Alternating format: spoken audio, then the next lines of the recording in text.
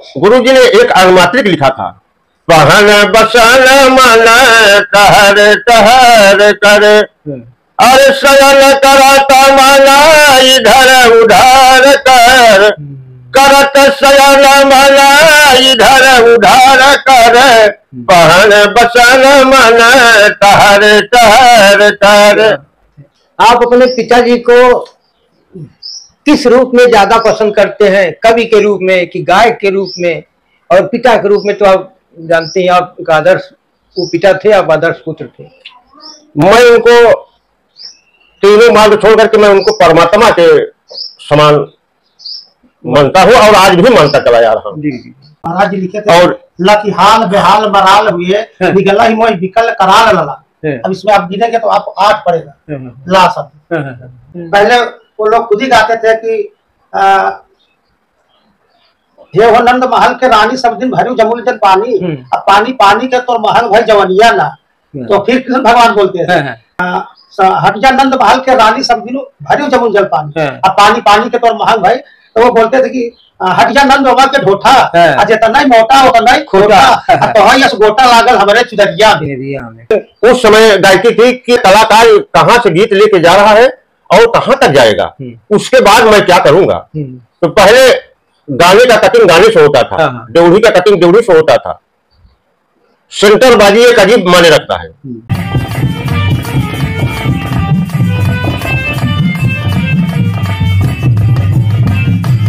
नमस्कार, आदाब। अवधि लोक मीमांसा पर आपका स्वागत है। मित्रों, लोक बतकही की 15वीं कड़ी लेकर हम आपके सामने प्रस्तुत हैं। और आज की जो बतकही है थोड़ा विशेष होने जा रही है। ऐसे खास शख्सियत के बारे में हमारी आज की बतकही होगी जिनका नाम इलाहाबाद के अलावा अन्य जिलों में जाए, प्रदेश में भी जाए तो भी उनका नाम वहां मिल जाएगा। मित्रों, अभी मैं 18 तारीख को गाजीपुर में था, एक साहित्यिक आयोजन था और रात्रि में विवाह हुआ था 2 कलाकारों के। चंदौली के मंगल यादव कवि जी थे और बनारस के दुर्जन यादव। तो वहाँ मंगल जी से हमारी बात हुई, काफी देर चर्चा हुई। तो उन्होंने चर्चा के दौरान एक बात कही कि इलाहाबाद में अगर विरह का कोई बड़ा कवि है तो दयाराम थे। और उन्होंने कहा हमारा दंगल भी उनसे हो चुका है। तो ऐसे महान कवि, महान गायक और महान संत की तपोभूमि में मैं आया हूँ, गांव बरवा में। और आपके सामने उनके 2 सुपुत्र बैठे हैं। हमारे ठीक बगल राम बहादुर यादव जी बहुत अच्छे विरह गायक हैं, उनका मैं कई बार सुन चुका हूँ।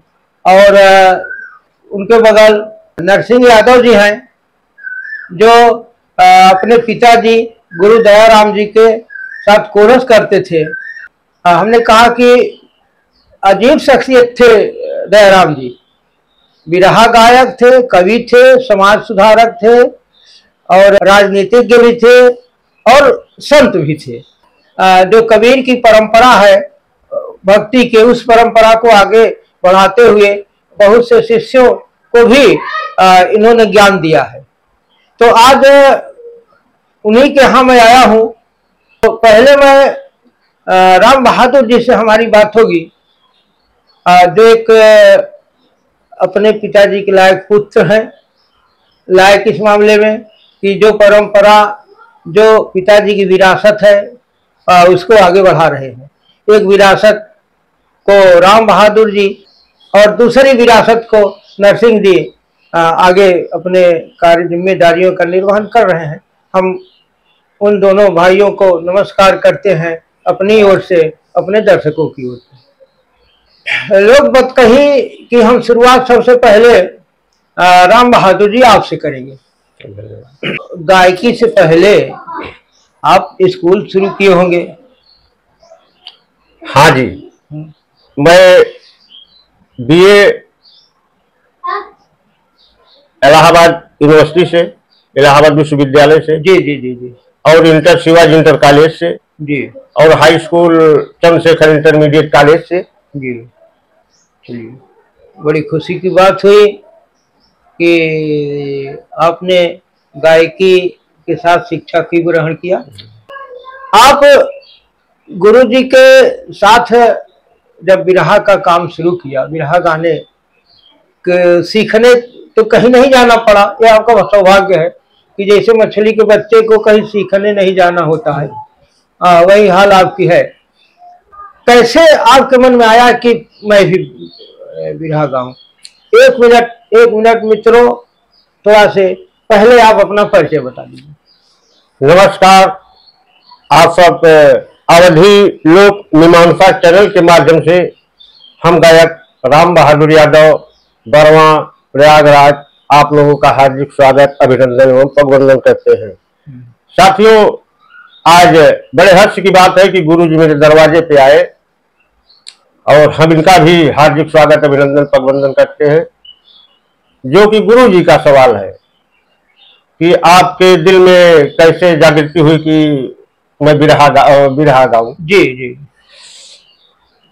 एक समय की बात है, हमारे गुरु जी के साथ पुराने जमाने में कुछ कोरस करने वाले, जैसे राजा राम यादव एक दला वाले थे जी, महादेव यादव सौरा जलालपुर के थे और एक जौनपुर के जो है गुप्ता जी थे जी, ये वही नहर में जो है पतरौल का काम करते थे। हाँ।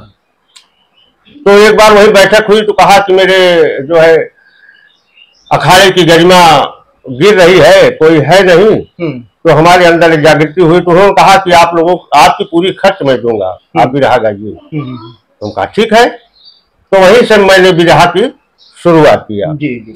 और पहला बिरहा का कार्यक्रम मैंने एक डला ग्राम से ही शुरू किया। अच्छा अच्छा। जो कि हमारे साथ हारमोनियम बजाने वस्तापुर के बब्बू यादव आए थे जी। और ढोलक बजाने जो आज स्वर्गवासी हो गए, कल उनकी 13वीं थी, लल्लन यादव जी, वो ढोलक बजाने आए थे। अच्छा, तो बिरहा किससे हुआ? बिरहा एक वही का छोटा मोटा कलाकार फूलचंद यादव था, कहाँ? एक डला के। अच्छा, उसी से हमारा बिरहा हुआ। अच्छा, तब भी आप भी नए थे? हम यानी कि पहला मंच था। अच्छा, पहला मंच था जी। और वो भी परिवार यानी पिताजी से और परिवार के चोरी। अच्छा। गाने के बाद जब मालूम हुआ होगा पिताजी को, तो उनकी क्या प्रतिक्रिया रही? आप शाबाशी मिली कि डांट खाए आप? नहीं, तो उन्होंने कहा कि अगर समाज में आने की आपकी लालसा है तो मैं आदेश देता हूँ, लेकिन मेरी बात को ध्यान में रखते हुए। जी। मैंने कहा कि आपकी क्या बात है? तो कहा बेटा, अगर शेर जा रहा है तो उसको हजारों कुतिया भूकेगी जी। इस मेरी मर्यादा को बरकरार रखते हुए जी। तब आइए समाज में मैं आपको उतार रहा हूँ। तो हम कहा पिताजी, आपकी मर्यादा शेर कभी पीछे मुड़ के नहीं देते। जी जी जी। आपकी जो बिरहा की यात्रा शुरू हुई, तो वहाँ उसके लिए, उस यात्रा के लिए जो मटेरियल चाहिए, जो गीत और गाने चाहिए, वो पिताजी शहर दे देते थे? और गुरुजी वहाँ जब बात आई तो वहाँ कोई खोजने की बात नहीं होती। हाँ, जो भी आवश्यकता होती है, यानी कि मैं उनसे कहता कि ये गीत कहाँ है, तो कहते हुए बक्सा में देख ले, कौनो रजिस्टर में हो। ऐसी बातें कई बार आई है। आप अपने पिताजी को किस रूप में ज्यादा पसंद करते हैं? कवि के रूप में कि गायक के रूप में? और पिता के रूप में तो आप जानते हैं, आप एक आदर्श वो पिता थे, आप आदर्श पुत्र थे। मैं उनको तीनों मार्ग छोड़ करके मैं उनको परमात्मा के समान मानता हूँ और आज भी मानता चला जा रहा हूँ। जी जी। जैसा कि आपने देखा होगा जी कि आज समाधि उनके अपने घर के एकदम सटे हुए, ऐसी समाधि आज आप लोगों ने नहीं देखा होगा। सही। हाँ हाँ, अक्सर घर से थोड़ा हट के हुआ करती थी। और उस समय जब हमारे पिताजी हॉस्पिटल में जब मैं भर्ती किया था जी, तो हमारा एक भतीजा है, वो इस समय वकालत फूलपुर तहसील में करता है, वो था, और हमारा एक छोटा भाई पुष्पराज यादव है।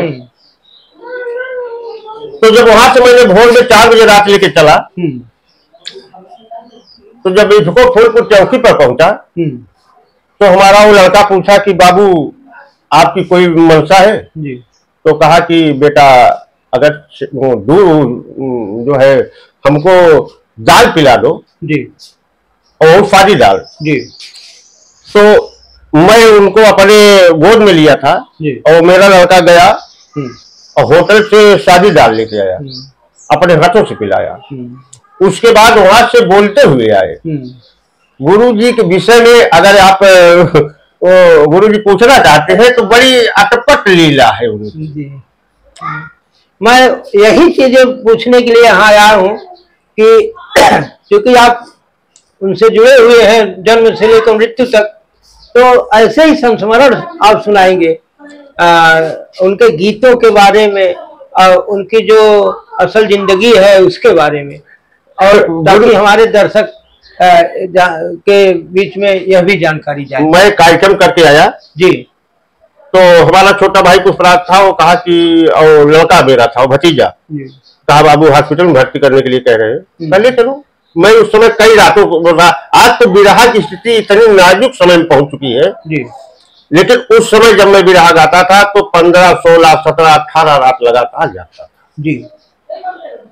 तो लेकिन यहाँ फूलपुर पाठक है, तो हमारे एक पड़ोस के जो हमारे मौसी के लड़के लगते हैं,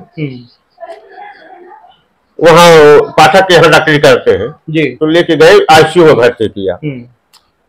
तो हमारा जो छोटा भाई है वो घर चला आया। अच्छा। और जो मेरा लड़का भतीजा था वो वही था। अच्छा। तो भोर में जब 4 बजे उनका आसन का समय हुआ तो लेटे लेटे आसन लगा लिए, और जब आसन लगा लिए तो उनकी सारी नाड़ियां अस्थिर हो गई। तो उस समय सिलवंत डॉक्टर गए और लौट के आए, कहा कि भैया हम कहा था बहन मौसिया तो नहीं है इस दुनिया में। सब लोग कहा, हमारा लड़का कहा कि चाचा इस समय किसी को आप मत कहें। सुबह होने जो ठंडी सीजन थी, 7 दिसंबर, 7 दिसंबर सन 16। तो 1 घंटे के बाद एक वहां से जो है छोटा डॉक्टर गया। अच्छा। उसने जगाया कि बाबा तो कहें कहा भैया। तब वो डॉक्टर भी दौड़ के आए और मेरा लड़का भी दौड़ के आया और मुझे भी जगाया, मैं भी दौड़ के आया। यानी कि उनके एक भक्ति की जो प्रवृत्ति थी वो हम लोग समझ नहीं पाए। तब हंसते बोलते घर तक आए। वो लोग साधना में विलीन हो गए थे। उनके समकालीन रामधार जी थे, पंधारी थे उस समय मेरे ख्याल से, और ऐसे तमाम गायक ख्याति लब्ध थे। हाँ ना। तो उनके मुकाबले जब होते थे गुरु जी से, तो उसमें आप लोग किसी मुकाबले में आप लोग थे? अगर थे तो कोई ऐसा संस्मरण सुनाइए कि रोचक लगे कि हाँ ये इनके महत्व था पूरे समाज में और विरहा गायकी की। दादा हमारे पिताजी तो रामधार जी को मोटकाऊ कहते थे। सब कहते हैं मोटकाऊ कहते थे। हाँ हाँ। तो जब मोटकाऊ जी से कार्यक्रम हो, यानी कि दादा रामधार जी से हुआ करता था, तो उस समय मैं 2-4 कार्यक्रम में देखा है कि अगर जो लाइन पकड़ लेते थे, चाहे वो रामायण हो चाहे महाभारत हो, यानी कि चाहे जो भी लाइन पकड़ लेते थे, सारी रात ऊपर जो है बहस हुआ करती थी। वो बिरहा सुनने में मजा आता था। जो भी आज जैसे बुढ़े लोग बुजुर्ग लोग कहीं मिलते हैं तो कहते हैं कि राम आधार दया राम को जोड़ी बड़ी निकला। हम लोग छोटे छोटे थे क्योंकि आवास पुराना वहां था जी, और यहाँ था तो यही एक जामुन का पेड़ था। हम लोग इसी जामुन के पेड़ के नीचे सो रहे थे, ठंडी का सीजन था जी। और राम आधार जी का और जो पारसनाथ प्रसिद्धन का कार्यक्रम फूलपुर में था। अच्छा। तो वहां उन्होंने सवाल किया। तो मोटकाऊ दादा के पास एक लंबरेटा थी। अच्छा। उसी से आए तो यहाँ आवाज दिया। तो हम लोग जमुनी के पेड़ ना छोट छोट हमारे अपना रावे भाई उठ के बैठे, कहें कि कहाँ गए दयाराम, दयाराम जी कहते थे। हम उमर रहे, हाँ उनका मामा भांजा का भी नाता था। समझे? तो खेत में गए, पश्चिम साइड में खेत था, तो वहीं से लिखा के गए। तो वहां उन्होंने जब सवाल का जवाब दिया तो वो बनारस से कलाकार ने कहा कि राम आधार जी ये आपकी बस की बात नहीं थी, इस समाज में दयाराम जी आए होंगे। क्या बात है, यानी ये पहचान थी दयाराम की कि उनके लेखनी से लोग जान जाते थे कि रामधार जी आपके नहीं है। हाँ जी, मतलब ऐसा भी एक बार और क्वेश्चन फंसा था जी, पूछ के लिए थे कि 2.5 अक्षर का ऐसा नाम बताओ न स्व में पढ़े न व्यंजन में। 2.5 अक्षर का ऐसा नाम हो न स्व में पढ़ता हो न व्यंजन में। फिर रात को महाराज जी के पास आए हैं, उसके बाद इनसे पूछे थे, पहुंचते ही बोल दिए कि हरिओम। अब वो पूछ रहा है कि अरे प्रश्न को उत्तर चाहिए, फिर मैंने बता तो दिया, अब नहीं समझ रहे तो मैं क्या तो ओम शब्द ऐसा है जो दोनों पढ़ता है व्यंजन। क्योंकि बात ऐसी है कि दादा श्री राम आधार जी इनकी बहुत बड़ी मर्यादा करते थे।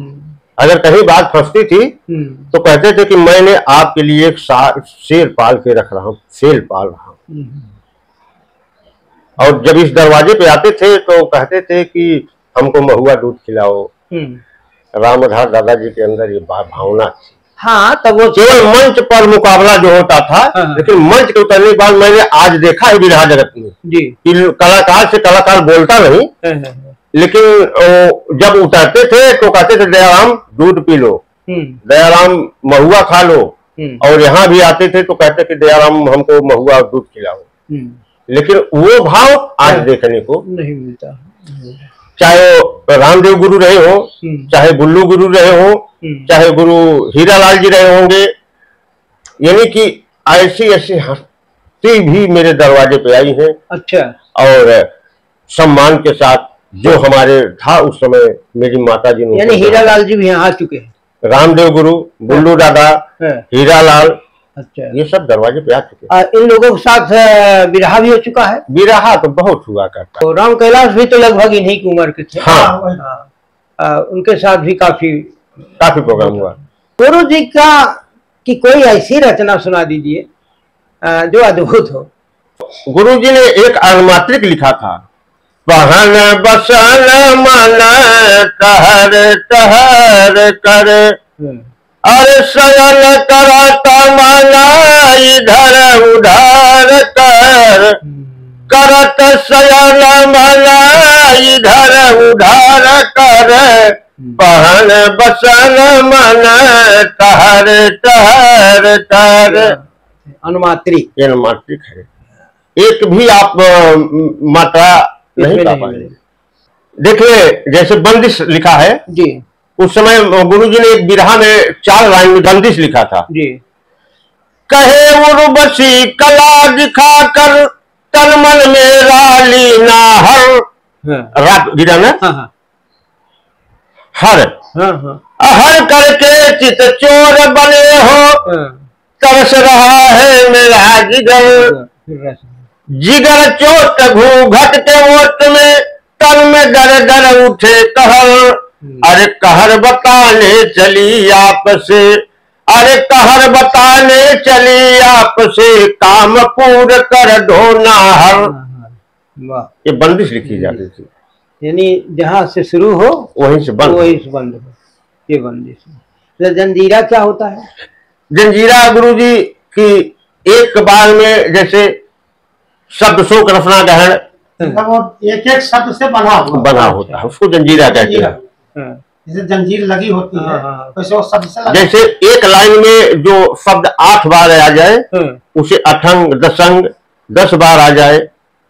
ये जो शब्द शब्द शब्द शब्द शब्द जैसे मतलब महाराज जी लिखे थे, और लकिहाल बेहाल मराल हुए निगला ही मोह विकल कराल लला। अब इसमें आप गिनेंगे तो आपको 8 पड़ेगा ला शब्द, इसको अठंग बोलते हैं। अच्छा, मतलब एक ही शब्द अगर 8 बार 10 बार 12 बार पढ़ और बोलेंगे।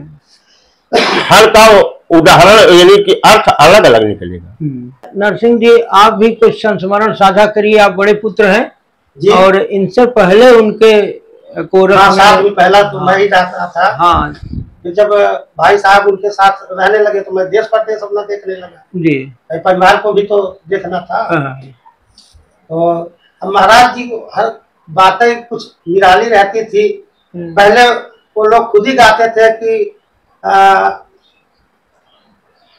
हे हो नंद महल के रानी सब दिन भरू जमुल जल पानी, अब पानी पानी के तो महल भई जवनिया ना। तो फिर कृष्ण भगवान बोलते हैं कि हट जा नंद महल के रानी सब दिन भरू जमुल जल पानी, अब पानी पानी के तो महल भई। तो वो बोलते थे कि हट जा नंद बाबा के ढोठा, जितना ही मोटा उतना ही खोटा, तो यस गोटा लागल हमारे चुदरिया में। क्या बात है, ऐसा ऐसा शब्द मतलब प्रयोग करते थे। हंसी में भी महाराज जी जैसे अब लोग लेडीज को डायरेक्ट बोल दिया करते थे, उस समय महाराज जी गाते थे कि अरे सोलया डबलियत के चक कटवलू खेतवा पड़ल बाटे परती सरवा भइले बबुनी। क्या बात, मतलब समझ रहा हूँ। हाँ, पर्दे में ही मजाक भी किया करते थे। और अब के गायक तो पर्दा खुल गया है। तो ऐसे ऐसे बातें हुआ करती थी सब। महाराज जी का एक संस्मरण आज भी याद है हमको। मिर्जापुर में बल्ली खलीफा से गाने गए थे, नव दाढ़ी की सीढ़ी लगी थी। अब फिर रात को पब्लिक बोलती थी मंच ऊंचा करो, मतलब इतना पब्लिक भीड़ ज्यादा थी, भीड़ बहुत ज्यादा थी। तो लोग ही बोलते थे ऊंचा करो, गायक दिख नहीं रहा है। तब फिर वहाँ महाराज जी खड़े होके बोले भाई हम आप लोगों के से हाथ जोड़ते हैं, विनती करते हैं कि अब इतनी रात की मंच ऊंचा नहीं होगा, जो हमको देखना चाहते हो सुबह सूर्य की रोशनी में देखते। और वहीं से हमको भी ज्ञान हो गया कि हमारे पिताजी साक्षात परमात्मा है जी। और वहीं से आके मैं भी उनसे गुरु मंत्र लिया और अपना भक्ति भावना में लीन हो गया। और वही सब आज चल रहा है, इसीलिए दूसरों की सेवा करना यही सब अपना धर्म बना लिए हैं। निर्गुण भी लिखा करते थे। हाँ, निर्गुण भी लिखते थे महाराज। महाराज की लेखनी कोई विरहा जगत एक ऐसा जगत था महाराज की लेखनी में कि जैसे सारी नदियां जाकर के समुद्र में समाहित हो जाती है, उसी प्रकार से गुरु जी की हमारे लेखनी, चाहे वो निर्गुण हो, चाहे रामायण हो, चाहे महाभारत हो, चाहे अठंग हो, चाहे दशंग हो, चाहे शब्दशोक हो, चाहे रसराजहर हो, अगर वो लेखनी लिखने बैठ जाते थे तो सारा उसी समुद्र में समाहित कर देते थे। हम निर्गुण में ही बोले थे अरे बजरिया गोरिया सुख की लगा, बजरिया गोरिया सुख की लगा। लेकिन ये सुख की बाजार लगे क्या इसे, वो भी उसको दर्शाते थे कि अरे बगन रूप मस्तक छलका के और पर स्वार्थ वाली तो पूछिया हिला, बजरिया गोरिया सुख की लगा। तो निर्गुण में भी तो महाराज बहुत अच्छी अच्छी चीजें लिखे, और भाई अब उसको स्मरण किया जाए तो अपने आप में अपना ही मोक्ष हो जाएगा। जी जी जी। राम बहादुर जी, अब हम इस बतकही को आप पर केंद्रित करते हैं। आप कहाँ कहाँ गाए? गुरुजी शायद पुराने जमाने में जो कलाकार थे, जैसे एक आध बार मैं रामदेव गुरु जी से गाया हूँ जी, 2-3 बार दादा राम कैलाश जी से गाया हूँ, और दादा राम आधार से भी 2-3 कार्यक्रम। अंतिम जब कार्यक्रम में राम आधार से किया तो उन्होंने मुझसे कहा कि जिस प्रकार से मैंने दया राम को आज चैंपियन बना दिया, अगर मैं जिंदा रहूंगा तो आपको भी चैंपियन बना दूंगा। दादा राम आधार जी ने ये बात मुझसे कहा था। लाल जी के साथ, लाल जी आप ही का अखाड़े के? हाँ, फिर भी अब तो हो जाता है खाड़े अखाड़े में। देखा, एक बार मैंने हैदर भाई जी से गाया, अच्छा, सौंसा में जी। तो वहाँ हैदर भाई ने मेरा बड़ा सम्मान किया जी। मैं उनको अपना आदर्श मानता हूँ। जो हमको कराया था उनसे कहा कि हमारी मर्यादा जाएगी तब भी मेरे भाई की जाएगी, और मेरे भाई की जाएगी तब भी मेरी जाएगी। सौंसा में दंगल लगती थी, वही कार्यक्रम हुआ था। तो लोग बहुत मनाने के बाद तब रात में कार्यक्रम हुआ। अच्छा। अब इलाहाबाद बनारस में जो पुराने कलाकार थे, शायद कोई छूटा होगा। अच्छा। मैं कितने के नाम गिना दूं। पुराने गायकों के साथ सबसे हो गया, सबसे हो गया है। इलाहाबाद हो, चाहे बनारस हो, चाहे कौशाम्बी हो, चाहे कितने दिन से आप गा रहे हैं? हमको मान के चलिए कि ये 25 चल रहा है जी। हम जो है हमको 27-27 साल बिना गाते हो गया। अच्छा। हाँ। मैंने महाराष्ट्र तक भी गा चुका हूँ। अच्छा। आप दंगल के अलावा जैसे सरकारी संस्थानों में, आकाशवाणी या संस्कृति मंत्रालय आदि में कहाँ प्रस्तुति हुई है आपको? मैंने बहुत प्रस्तुति दिया हो गुरुजी। 25 से 26 साल की उम्र के गायकी में मैं कितना प्रमाण दे दूंगा। चाहे वो विधायक का मंच हो, चाहे मेला का मंच हो, चाहे मंत्री का मंच हो, ऐसा कोई मंच बाकी नहीं है। आकाशवाणी सब कुछ मैंने प्राप्त किया है। और दूरदर्शन, आकाशवाणी, दूरदर्शन, सांस्कृतिक सूचना प्रसारण विभाग। हाँ। तो इस 25 साल की गायकी में आप सबसे कड़ा मुकाबला किसके साथ महसूस करते हैं? सबसे कड़ा मुकाबला मैं एक बार मिर्जापुर गाने गया था जी, और आज शायद होंगे इस दुनिया में कि नहीं होंगे। मैं उनके साथ गाने में बहुत बड़ा समर्थ हो गया था। अच्छा, क्या नाम था गायक? गायक शायद बल्लिए चाचा थे। अच्छा अच्छा। मैं जहां से गीत छोड़ता वहीं से गीत पकड़ लेते थे। अच्छा। हमको बहुत बड़ा असहाय महसूस हो चुका था जी, तब मेरी बचपना थी। आपकी महानता है कि अपनी कमी छिपाते नहीं। यहाँ तो आजकल नए कलाकार दो विरहा याद कर लें तो कहीं मैं किसी से भी नहीं पीछे। हाँ, तो बड़े बड़े रामाधार वगैरह डाउन हुए हैं, सब जगह कौन नहीं हुआ है। राग रसोई पागड़ी और कभी कभी बन जाए तो है, कभी बिगड़ जाती है। हमारे यहाँ के एक कलाकार थे शंभू यादव, उनसे भी आप पिताजी से हुआ होगी। हाँ हाँ। शंभू एकदम नए थे और राम कैलाश चमके हुए थे, बिजली घर में जाके उनको झंडा उठाकर शंभू चले आए। तो ऐसा होता है। आप पिताजी का समय देख चुके हैं? जी सर। और आज का समय देख चुके हैं? जी सर। देख ही रहे हैं।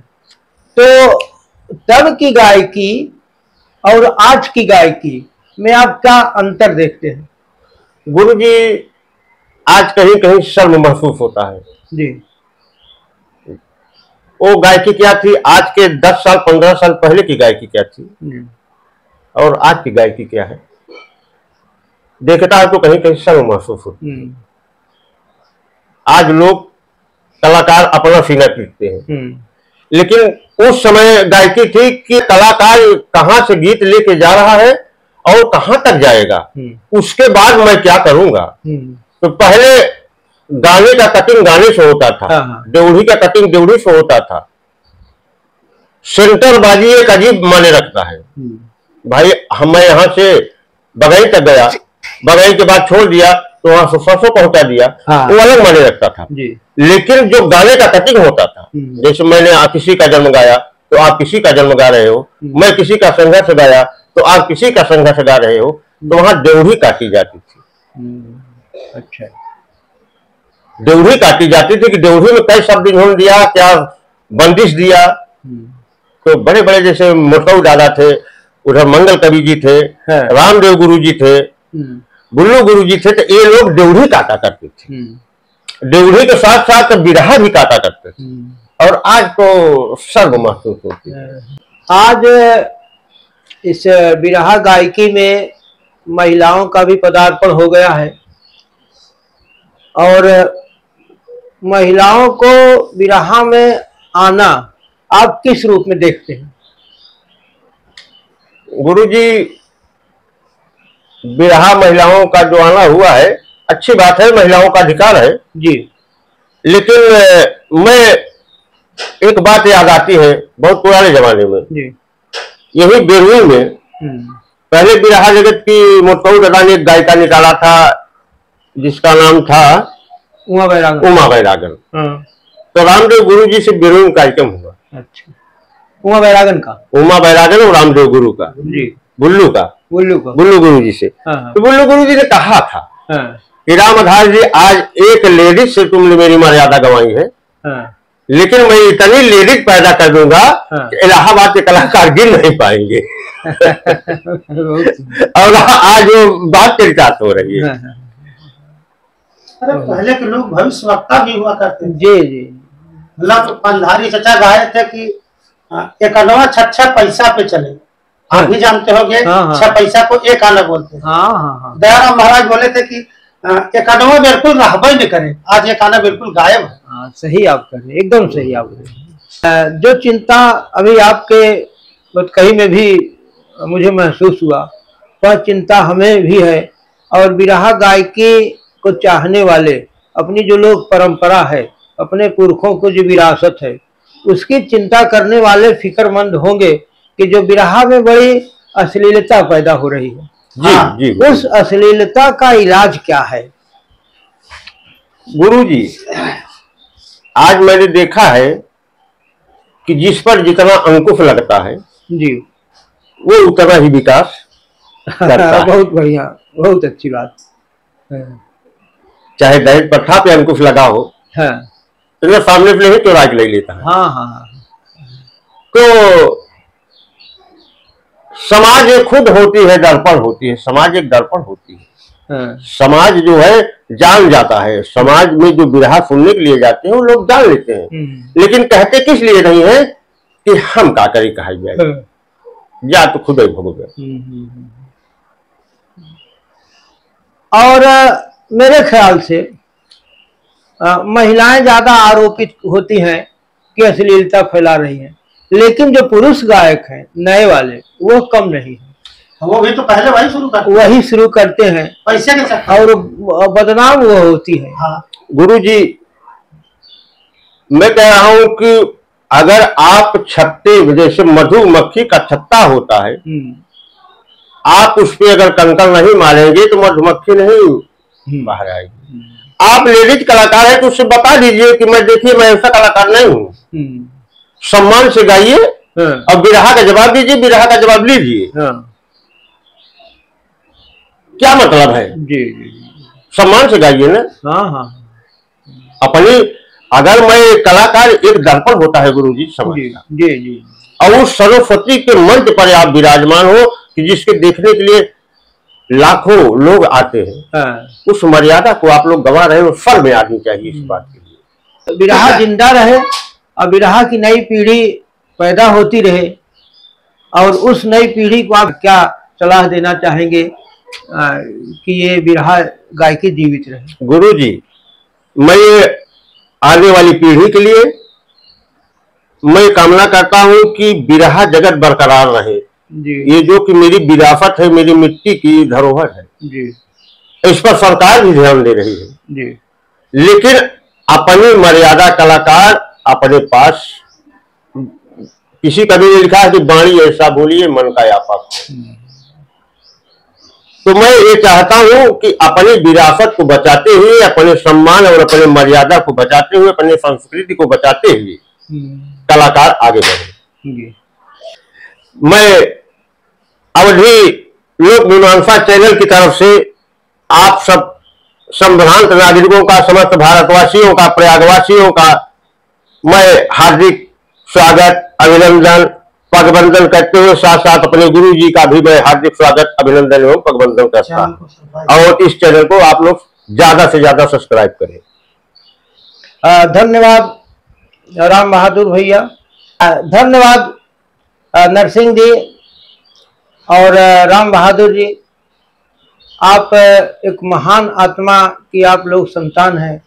उन महात्मा की आप मर्यादा को बचा कर रखे हैं, इसके लिए आप लोगों को साधुवाद, बधाई के पात्र हैं। और बहुत बहुत धन्यवाद कि आए आप लोग हमारे चैनल पर और हमारे दर्शकों से रूबरू हुए, उसके लिए आप दोनों जन को बहुत बहुत प्रणाम। नमस्कार। आपको भी प्रणाम, दर्शकों को भी प्रणाम।